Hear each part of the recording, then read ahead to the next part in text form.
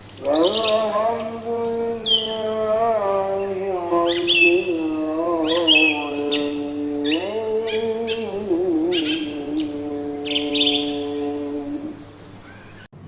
lihat zaman sekarang. Salah satu ini indikator ala-ala saya aja. Tapi mungkin benar juga sih.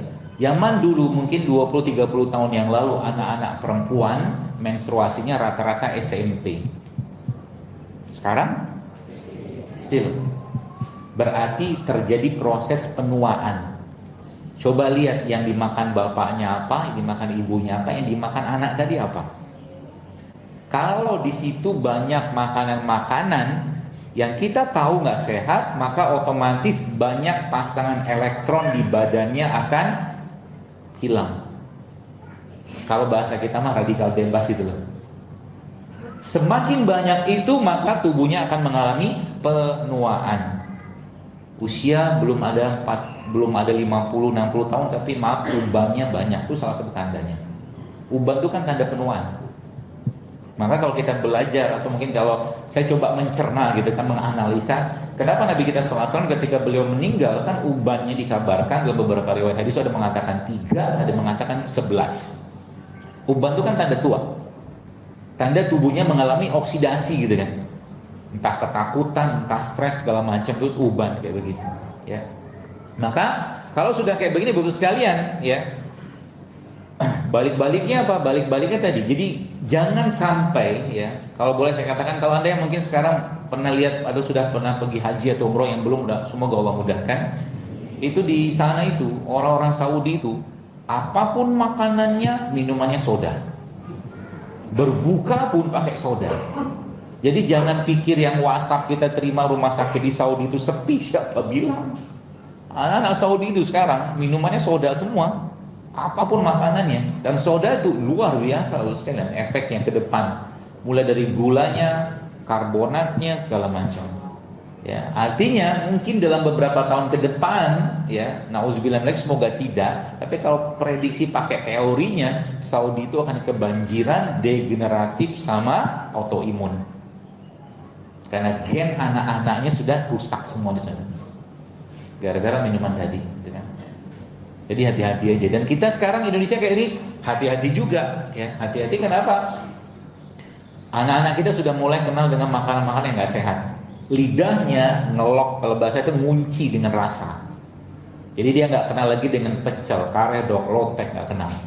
Kenalnya dengan sosis, nugget, segala macam makanan nggak sehat.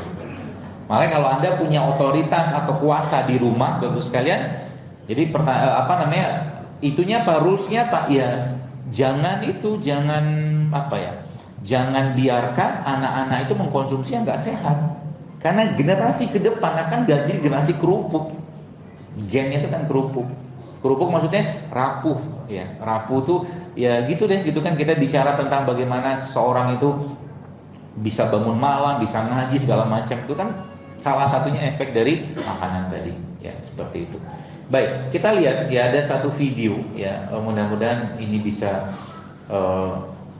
menginspirasi. Jadi memang inspirasi kita, jadi bahwa ternyata makanan seseorang itu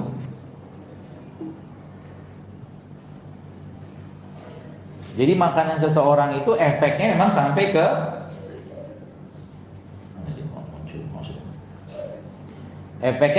ke otak. Jadi seseorang ya, ketika dia makan sekalian masuk ke perut kan. Nah, dari perut itu semakin banyak asupan yang baik, maka otaknya pun akan kedapatan asupan tadi. Maksudnya gini, bahan baku dari enzim itu adalah asam amino. Bahan baku dari enzim adalah asam amino. Ya, jadi ketika yang dimakan itu sudah tidak banyak lagi mengandung asam amino, atau yang salah beberapa lagi namanya short fatty acid atau short chain fatty acid atau SCFA, itu yang banyak kita dapatkan dari biji-bijian, maka otomatis sinyal di otaknya akan konslet. Perut tidak bisa ngasih sinyal ke otak karena dia berkomunikasi melalui saraf. Apalagi yang dimakan itu adalah lemak-lemak yang buruk diblok sama dia. Jadi tidak ada tidak ada lagi hubungan antara perutnya sama ke otak. Jadi suka-suka dia aja nanti badannya itu. Dan itu nanti akan muncul salah satu akan muncul kecanduan terhadap makanan-makanan tertentu yang tidak sehat. Jadi, nih salah satu jadinya. Kalau Anda atau kita lah gitu kan punya doktrin itu begini. Kalau pagi saya tidak minum kopi, saya pusing. Doktrin. Ya. Kalau pagi saya tidak makan bubur ayam, maka saya begini. Jadi sebuah doktrin yang lama-lama itu akan membuat putus, kalau bahasa saya gitu lah, koneksi antara perut dan otak. Ya. Pertanyaannya, bagaimana nanti kita akan belajar memperbaiki, insya Allah. Bagaimana kita memperbaiki? Sudah gampang sebenarnya.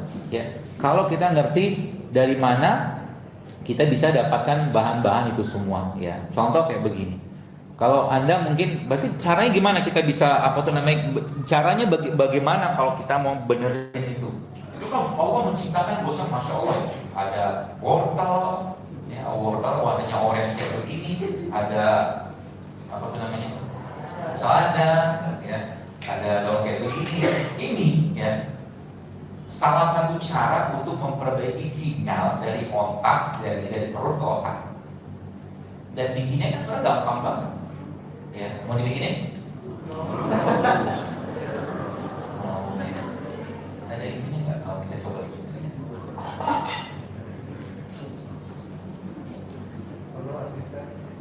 Ya biasa sih dia bantuin.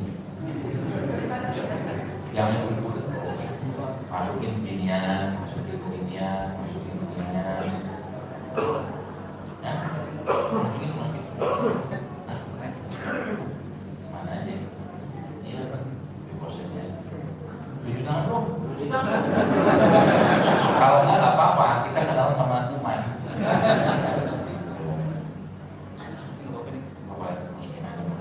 Nanti habis ini kita kan sudah saya bilang tadi bahwa nasi putih itu nggak sehat. Tapi Anda bisa memodif nasinya sehingga nasi itu tetap akan menjadi atau mungkin dia bisa tetap memberikan efek yang baik ke badan. Nyaman. Tinggal kasih bapak deh. Saya nggak buat. Malu lagi training. Mana madu kita? Ada madu? Ya, mau madu. Panitia nggak ada madu. Di luar ada jual madu kayaknya deh. Mana jual madu jadi sini? Ada. Empat ya.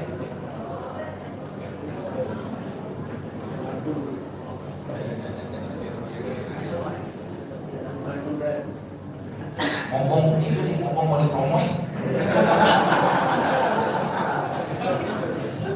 Apa lagi?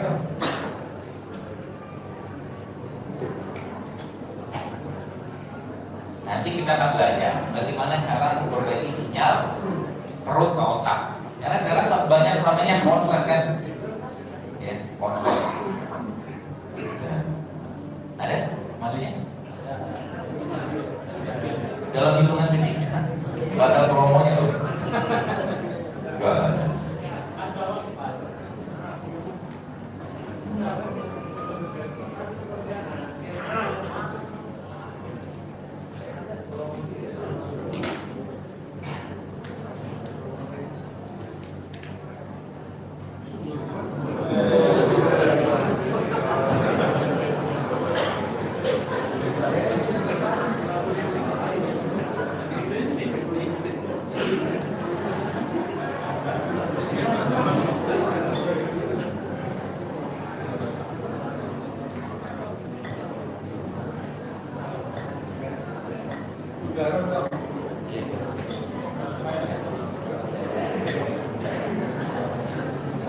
Jangan kasih mayones. Judulnya kita mau hidup mayones kan sudah kemasan. Terus kasih apa lagi? Kasih lada hitam.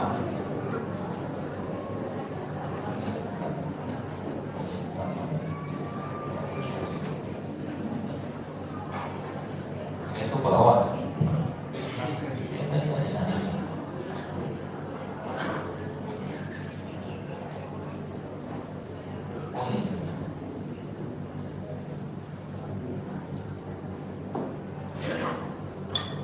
Makan kayak begini menurut sekalian nggak perlu banyak, sebab sinyal-sinyal yang kita butuhkan ke otak itu tuh dia nggak perlu banyak makanan. Jadi Anda makan mungkin 1 sendok atau 2 yang udah cukup, dan dia cukup banyak memberikan asupan nutrisi ke badan. Jadi misalkan ada ini.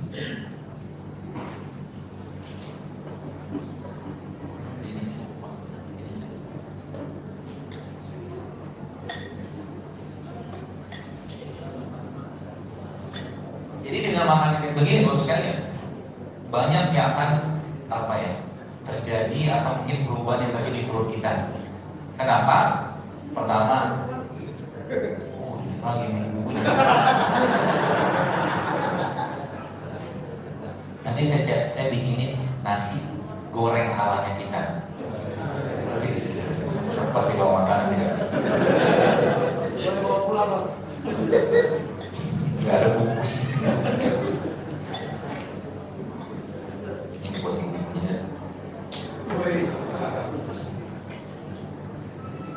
Rasanya apa sih? Masya Allah. Ini buat bapak-bapak. Karena ada sudah banyak yang gemuk.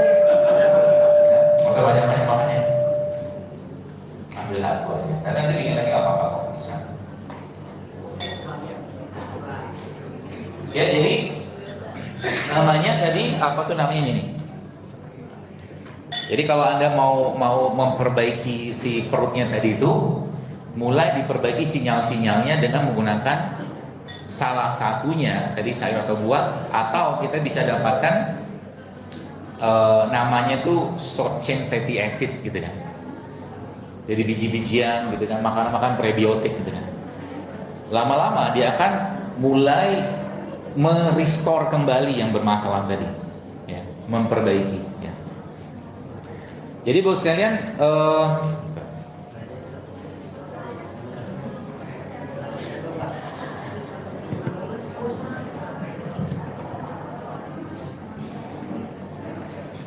ada beberapa hal yang mungkin kita bisa mulai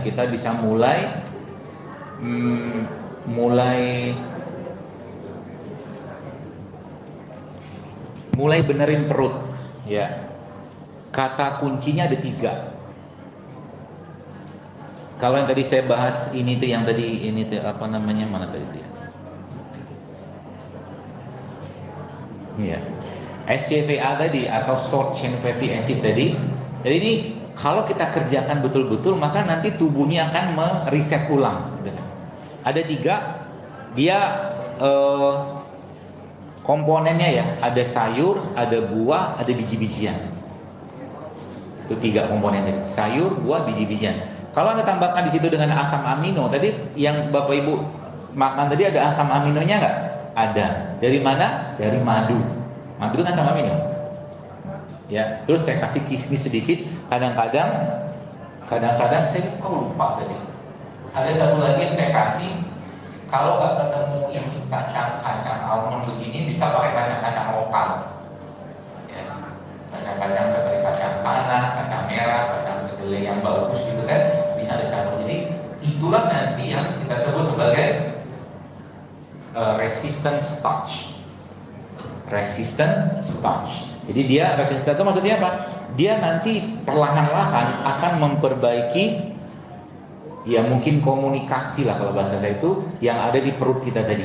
Nanti lama-lama kita moodnya akan mulai bener lagi, gak baperan. Jadi kalau orang-orang yang sudah bermasalah di perutnya, pasti akan bermasalah di perasaan. Iya. Kenapa? Karena moodnya tadi itu di-create atau dibuat dari apa? Dari asam amino, dari makanan-makanan kita makan tadi. Semakin alami, semakin fresh dia, semakin sehat. Semakin banyak sinyal-sinyal bahagianya, gitu. Dan tandanya kan udah jelas. Kalau tadi saya bilang, kenapa banyak orang ya? Dan ini sering saya ulang. Kenapa banyak orang ketika mereka makan yang ini tadi itu habis makan mengantuk? Ya kan? Umumnya mengantuk. Kenapa? Kalau ala-alanya saya, ya, karena yang berbeda pendapat ya silakan aja sih. Ala-ala saya, tubuh tidak mendapatkan asupan enzim dari yang dimakan ini. Ya.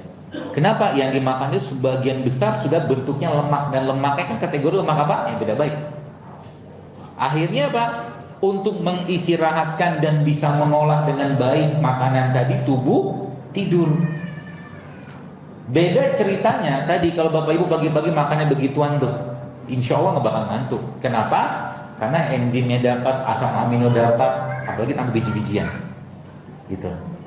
Itu polanya. Jadi sekarang itu kalau anda lihat, kenapa banyak masalah kesehatan di orang, di manusia zaman sekarang? Karena yang dimakan sudah bermasalah semua.